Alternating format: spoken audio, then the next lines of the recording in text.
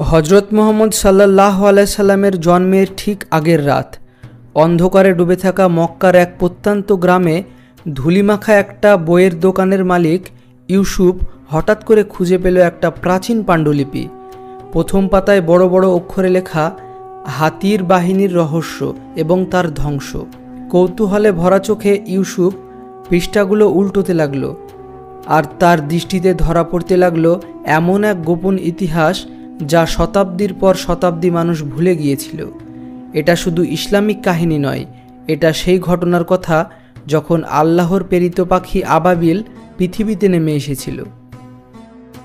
এই গল্প শুরু হয় সেই জায়গা থেকে যখন ইয়েমেনের অত্যাচারী শাসক আবরা বিশাল এক সেনাবাহিনী এবং অসংখ্য হাতি নিয়ে কাবা ধ্বংস করতে রওনা দেয়। কিন্তু তার উদ্দেশ্য শুধু কাবা ধ্বংস নয়, বরং সেই রহস্যময় ঐশীরত্ন হাজারো আশওয়াদের ওপর অধিকার চেয়েছিল যা জান্নাত থেকে অবতীর্ণ। আব্রাহার বাহিনীতে হাজারো সৈন্য এবং ডজনেরও বেশি হাতি ছিল। প্রত্যেক সৈন্যর চোখে ছিল লুটের লালসা। কিন্তু এই অভিযান এক অদ্ভুত মোড় নিতে শুরু করে যখন বাহিনীর সবথেকে বড় হাতি মাহমুদ হঠাৎই পথ চলা বন্ধ করে দেয়। সে যেন কোনো এক অদৃশ্য শক্তির ভয়ে কাঁপছিল। তার চোখে ছিল ভয় এবং ভবিষ্যতের ভয়ঙ্কর কিছু ঘটনার পূর্বাভাস।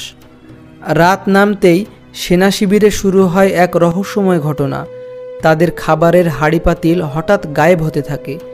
অনেকে আকাশে কালো ধোঁয়ার মতো ছায়া ভেসে বেড়াতে দেখে।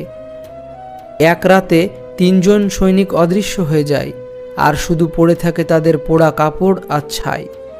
আবরা এইসব ঘটনাকে মনের ভুল ভেবে সৈন্যদের সাহস জাগানোর চেষ্টা করে, কিন্তু ধীরে ধীরে অন্ধকারে ছড়িয়ে পড়ে ভয়। কেউ কেউ বিশ্বাস করতে থাকে মক্কার লোকেরা বুঝি কোনো প্রাচীন জাদু চালাচ্ছে।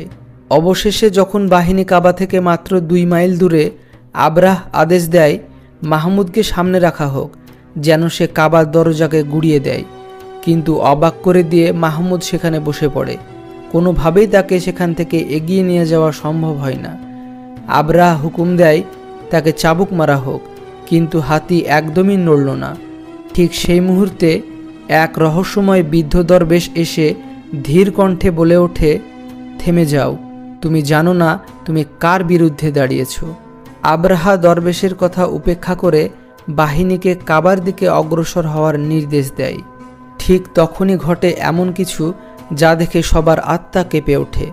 আকাশ কালো মেঘে ঢেকে যায়, কিন্তু ওগুলো মেঘ নয়, বরং ছিল লক্ষ লক্ষ ছোট ছোট আবাবিল পাখি। প্রত্যেকটা পাখির ঠোঁট এবং পায়ে ছিল ছোট ছোট পাথর। এটা সাধারণ পাথর নয়, প্রতিটি পাথরে ছিল এমন শক্তি যা স্পর্শ করলেই সব কিছু গলিয়ে ছাই করে দেয়। আবাবিলরা সেই পাথর বর্ষণ শুরু করতেই সেনাবাহিনীতে হাহাকার পড়ে যায়।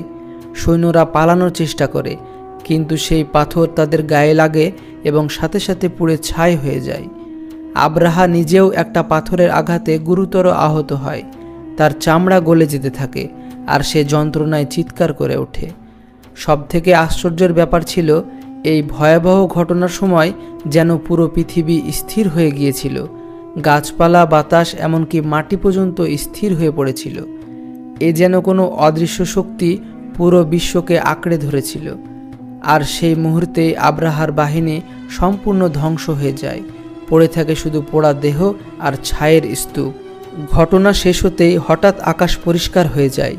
সময় যেন আবার বয়ে চলতে শুরু করে। মাহমুদ, যে এতক্ষণ বসেছিল, ধীরে ধীরে উঠে দাঁড়ায় আর শান্তভাবে জঙ্গলের দিকে ফিরে যায়, যেন সে কোনো অদৃশ্য আদেশ পালন করে ফিরছিল। আবরাহা যন্ত্রণাকাতর শরীরে ইয়েমেনের দিকে চলতে শুরু করে, কিন্তু পথের মধ্যেই সে মারা যায়। এই ঘটনার ঠিক সেই বছর পারস্যের সবথেকে বড় অগ্নিমন্দিরে যে আগুন শতাব্দী ধরে জ্বলছিল হঠাৎ নিভে যায়। আর সেই রাতেই মক্কায় জন্ম নেয় এক পবিত্র অনাথ শিশু, যার নাম রাখা হয় মুহাম্মদ, যিনি হবেন সমস্ত বিশ্বের জন্য রহমত।